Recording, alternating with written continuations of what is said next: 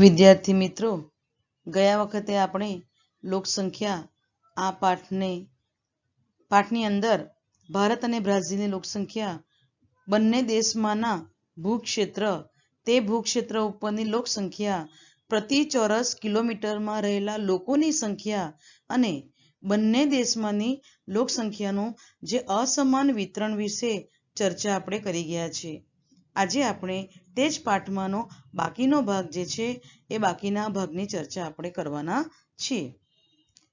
તમારી સમક્ષ એક આલેખ છે, એ આલેખનું નિરીક્ષણ કરો.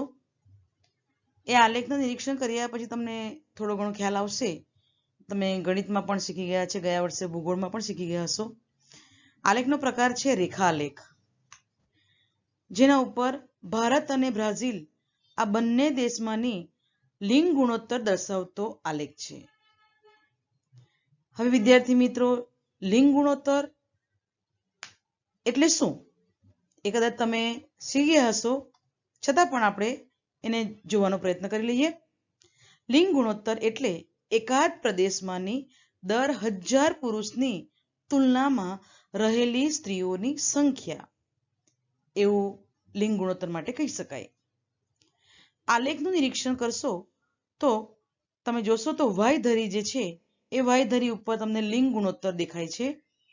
એ લિંગ ગુણોત્તરના તમને આંકડા જોવા મળશે અને એક્સ ધરી ઉપર તમને વર્ષ દર્શાવેલા છે, જે 1961, 1971, 1981, જે 10-10 વર્ષ દેખાય ને, એ તમને એક્સ ધરી ઉપર વર્ષ દર્શાવ્યા છે. આ પ્રકારનો આલેખ તમને પરીક્ષામાં પૂછાતો હોય છે. આલેખને જોયા પછી તમને ધ્યાનમાં આવશે કે બંને દેશમાં છેલ્લા કેટલાક દશકથી, દશક એટલે 10 વર્ષથી, બ્રાઝિલમાં લિંગ ગુણોત્તર 1000 કરતા વધુ જોવા મળે છે. તમે આલેખમાં જોશો તો લાલ રેખા જે દેખાય છે, એ લાલ રેખા એ 1000 કરતા ઉપરથી શરૂ થયેલી દેખાય છે. તેના ગ્રાફ પણ દર 10 વર્ષે તમને ઉપર ગયેલો જોવા મળે છે.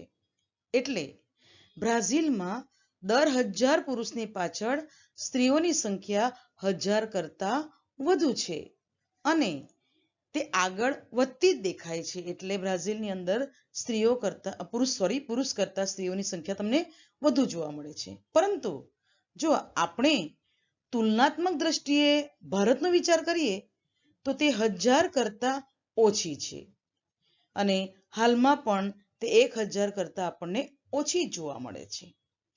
2011ના વર્ષથી તમને જે આંકડાવાળી દેખાય છે, તેને ધ્યાનમાં રાખતા એવું તમને જોવા મળશે કે તે જગ્યા ઉપર તમને 1000 કરતા ઓછી એ જોવા મળતી દેખાય છે.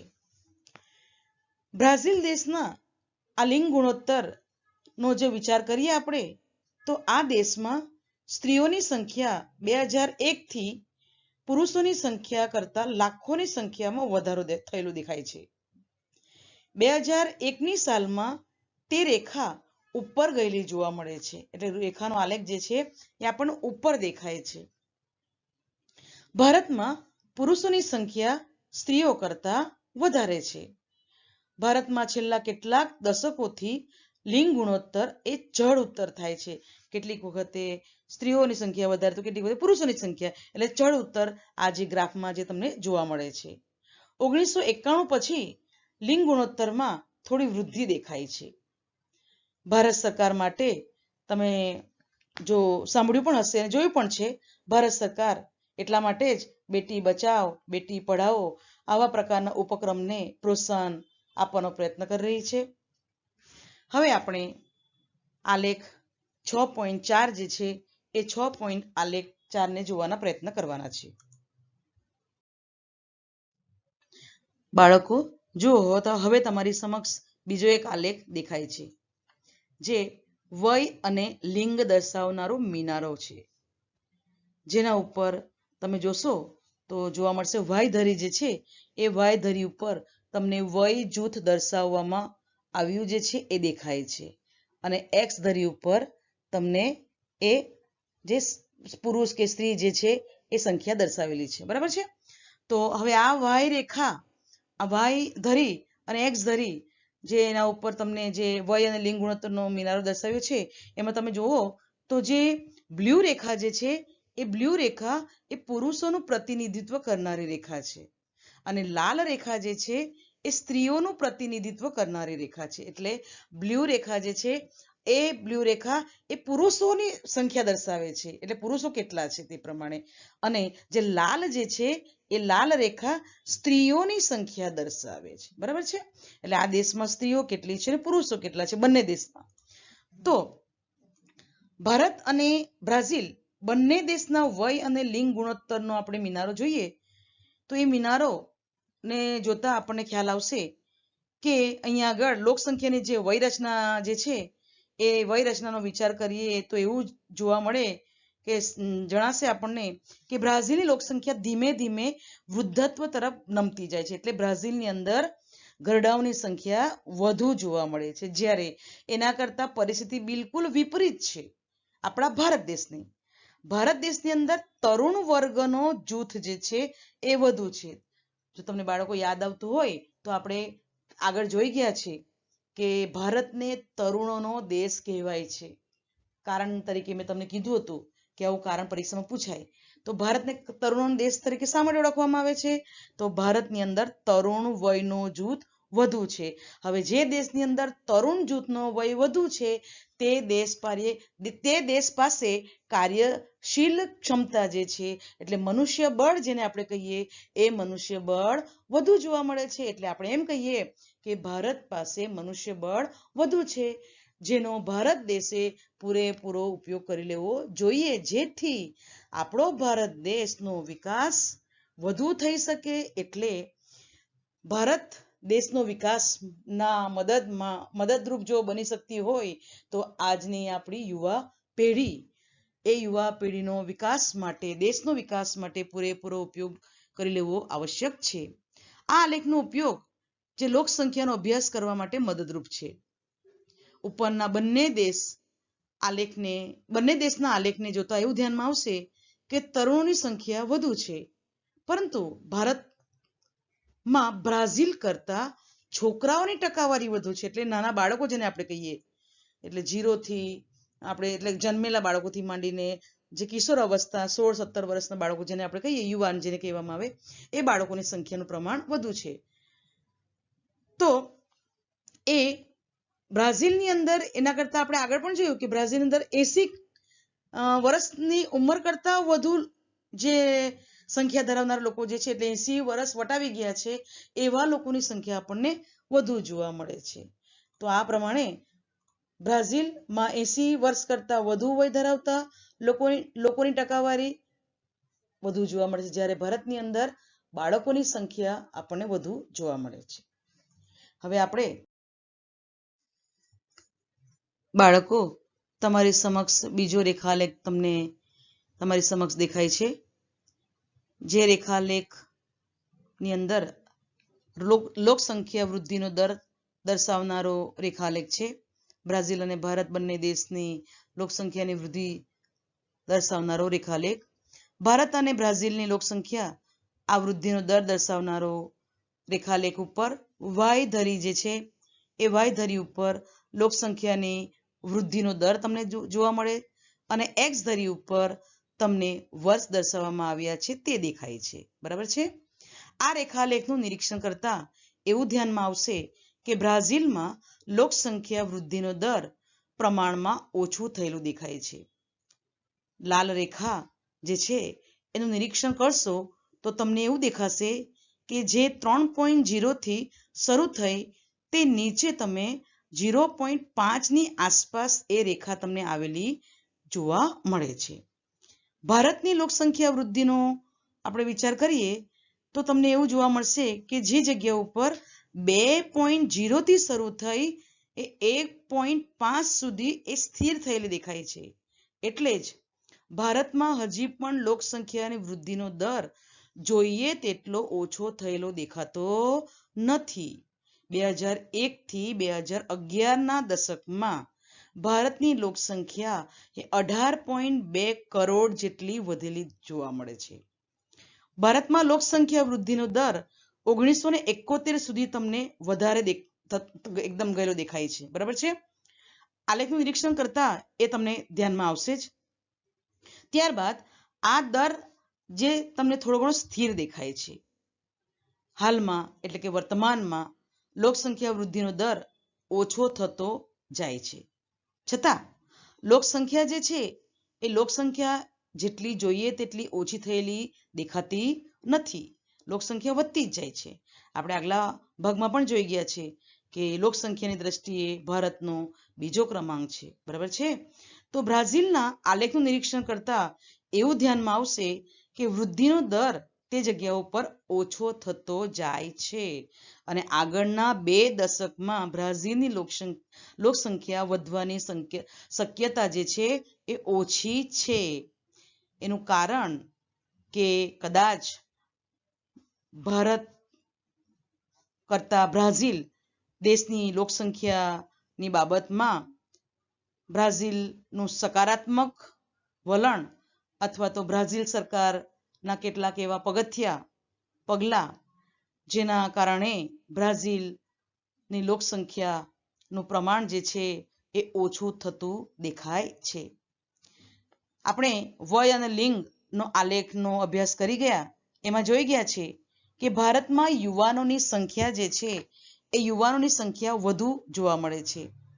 ભારતમાં યુવાનોની સંખ્યા વધુ છે એ માટે ભારત માટે એક સકારાત્મક બાબત છે. બરાબર છે. કારણ કે યુવાન એટલે જે કાર્યશીલ જેને કહેવાય આપણે કે મનુષ્ય બળનું પ્રમાણ વધારે છે. એટલે આ એક સકારાત્મક બાબત છે ભારત માટે.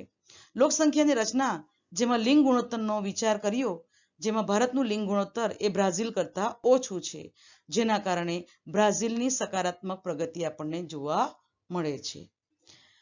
હવે તમારી સમક્ષ એક બીજો આલેખ છે. એ આલેખ જે જીવનકાળનો આલેખ છે. એ આલેખ ઉપર તમે વાયધરી દેખાય છે. એ વાયધરી ઉપર તમને સરાસરી જીવનકાળ અને એક્સ ધરી ઉપર વર્ષ દર્શાવેલા દેખાય છે. અહીં પણ બ્રાઝિલ અને ભારતનો તુલનાત્મક આપણે અભ્યાસ કરતા જઈએ. દેશમાં થયેલી સરાસરી જે આયુષ્યમાં વૃદ્ધિ જે છે એ વૃદ્ધિ એ દેશની પ્રગતિનું મુખ્ય અને મહત્વનું લક્ષણ છે.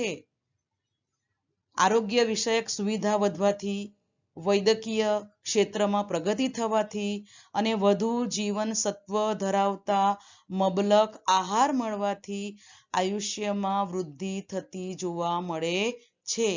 આપણે જો વિચાર કરીએ તો પહેલાના સમયમાં મનુષ્યને ખાવા માટે સારો ખોરાક ન મળતો, દવા ઉપલબ્ધ ન થતી, એના કારણે જીવનકાળ જે છે એ જીવનકાળ ઓછો થઈ જતો.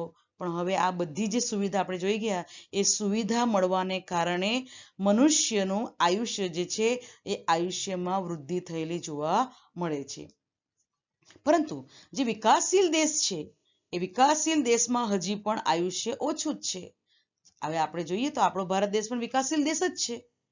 હવે આયુષ્ય જે છે એ આયુષ્ય ક્યાં વધારે વધેલું જોવા મળે? તો જે દેશની પ્રગતિ વધારે થઈ હશે એ દેશના લોકોનું આયુષ્યનું પ્રમાણ પણ વધતું જોવા મળે છે. બરાબર છે. તો આપણો ભારત દેશ આજે પણ વિકાસશીલ દેશ છે. એટલે કે ભારત દેશનો આપણે વિચાર કરીએ તો સામાજિક અને આર્થિક વિકાસની સાથે સાથે તેમાં ધીમે ધીમે વૃદ્ધિ થયેલી જોવા મળે છે. એટલે ભારતની અંદર હજી પણ આ વિકાસશીલ દેશ છે, તેથી ભારતમાં આ આયુષ્યકાળ જે છે એ ઓછો જોવા મળે છે. પરંતુ જે વિકસિત દેશ છે એ વિકસિત દેશમાં આયુષ્યકાળ નિશ્ચિત આપણને ઊંચો થતો દેખાય છે. એ તમે આ રેખા આલેખ ઉપરથી ધ્યાનમાં આવશે. બરાબર છે. આ રેખા જે છે તમે જો ઉપર ગયેલી દેખાય છે. તો બ્રાઝિલમાં આયુષ્યકાળ ધીમે ધીમે વધીને 75 જેટલો, કેટલો 75 જેટલો તમને સરાસરી દેખાય છે. અહીં સરાસરી વ્યક્તિ 75 વર્ષ જેટલું જીવન જીવે એમ કહી શકાય. એક માણસ 75 વર્ષ સુધી જીવન જીવી શકે એમ આપણે કહી શકીએ. સરાસરી જીવનકાળ 75 જેટલું બ્રાઝિલ દેશનું છે. જ્યારે ભારતનો આપણે આલેખ જોઈએ તો ભારતનો જે આલેખ તમને જોવા મળશે તો એવું ધ્યાનમાં આવશે કે ભારતનું આયુષ્યકાળ જે છે એ 2016ના વર્ષ દરમિયાન વ્યક્તિનું સરાસરી આયુષ્યકાળ એ 68 જેટલું હતું. કેટલું હતું? 68. હવે આ 68 અને આ બ્રાઝિલમાં કેટલું જોઈએ આપણે? 75. તો બ્રાઝિલની તુલનામાં ભારતનું આયુષ્યકાળ હજી પણ ઓછું છે એમ આપણે કહી શકીએ. પરંતુ સકારાત્મક બાબતો એ છે કે ભારતનું આયુષ્યકાળ હવે ધીમે ધીમે વધતું જાય છે. એનું કારણ આપણે જોઈ ગયા છે. કેમ આયુષ્યકાળ વધતું જાય છે? તો મબલક આહાર છે, વૈદ્યકીય સુવિધા છે, બરાબર છે, આરોગ્ય વિષયક કેટલીક સુવિધા છે. તો એ બધું આરોગ્યની સાથે, જીવનની સાથે સંકળાયેલું છે. એટલા માટે આયુષ્યકાળ વધતું જોવા મળે છે. લોકોની રહેણીકરણીમાં સુધારો થયો છે, લોકોના ખોરાકમાં સુધારો થયો છે, બરાબર છે. આલેખનું નિરીક્ષણ કરતા એવું ધ્યાનમાં આવશે કે જે રેખાલેખ તે ઉપર ઉઠતી જોવા મળે છે, બરાબર છે. રેખાલેખ તમે જુઓ તો આ રેખા જે છે એ ઉપર ઉઠતી જોવા મળે છે. એટલે આયુષ્ય બ્રાઝિલ અને ભારત બંને દેશમાં તમે જોશો ધીમે ધીમે એ રેખાલેખ ઉપર ઉઠતી જોવા મળે છે. એટલે લોકોનું આયુષ્ય ધીમે ધીમે વધતું દેખાય છે, બરાબર છે. તો આ થયું આપણા આ ભાગમાંનું જીવનકાળ, એટલે ભારત અને બ્રાઝિલ દેશના લોકોનું આયુષ્ય. હવે આપણે સાક્ષરતાનું પ્રમાણ અને ભારત અને બ્રાઝિલ આ બંને દેશમાંનું સાક્ષરતાનું પ્રમાણ કેટલું છે એને આપણે જોવાના છીએ. તે પણ આ રેખાલેખની મદદથી આપણે જોઈશું. તમારી સમક્ષ આ રેખાલેખ આવ્યો છે, તો એ રેખાલેખની મદદથી આપણે એને સમજવાનો પ્રયત્ન કરીએ. જેના ઉપર તમે જોશો તો એક્સ ધરી ઉપર તમને જોવા મળે છે વર્ષ જોવા મળે છે અને વાય ધરી ઉપર તમને જોવા મળે છે સાક્ષરતાનું પ્રમાણ, બરાબર છે. તો સાક્ષરતાનું પ્રમાણ એ ટકાવારીમાં દર્શાવ્યું છે, બરાબર. ટકા તમને ખબર છે, ટકાવારીમાં દર્શાવ્યું છે.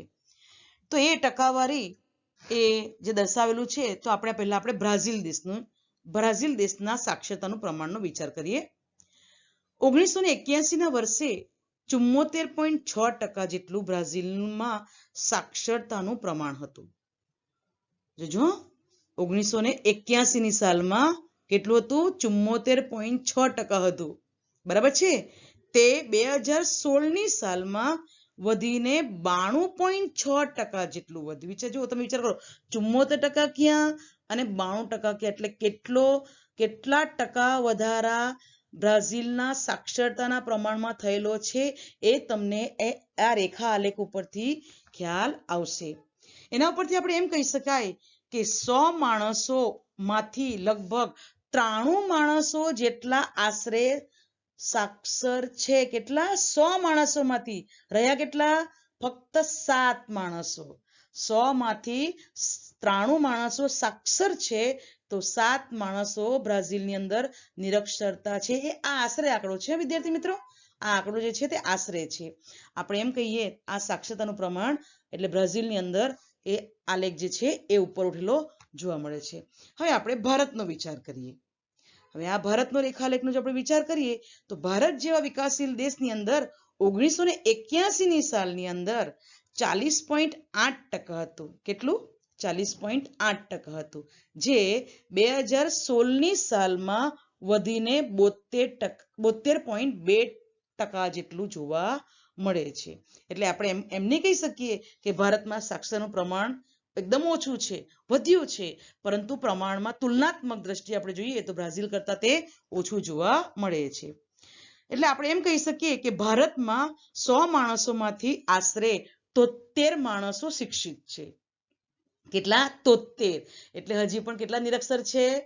આશરે કેટલા? 27 જેટલા માણસો આજે પણ નિરક્ષર ભારતની અંદર મળી આવે આપણે એમ કહી શકીએ.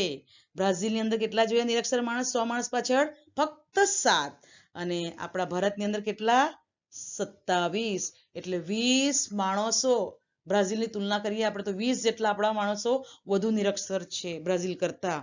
તો આ જે સાક્ષરતાનું પ્રમાણ જે છે એ સાક્ષરતાનું બાબતનો આપણે વિચાર કરીએ એની અંદર બ્રાઝિલ દેશ ભારત કરતા નિશ્ચિત જ આગળ જોવા મળે છે. બ્રાઝિલની અંદર ભારત કરતાં સાક્ષરતાનું પ્રમાણ વધુ છે. તો વિદ્યાર્થી મિત્રો, આપણે આ પાઠના આ બીજા ભાગની અંદર આલેખની મદદથી, રેખાલેખની મદદથી, આલેખનો મિનારાની મદદથી આપણે એને લોકસંખ્યાને તુલનાત્મક દ્રષ્ટિએ ભારત અને બ્રાઝિલની તુલનાત્મક દ્રષ્ટિનો અભ્યાસ કરવાનો પ્રયત્ન કર્યો છે. તો જુદા જુદા આલેખની મદદથી આપણે સરખામણી દ્વારા આપણે અભ્યાસ કરવાનો પ્રયત્ન કીધો છે. આ પાઠને સમજવાનો પ્રયત્ન કર્યો છે.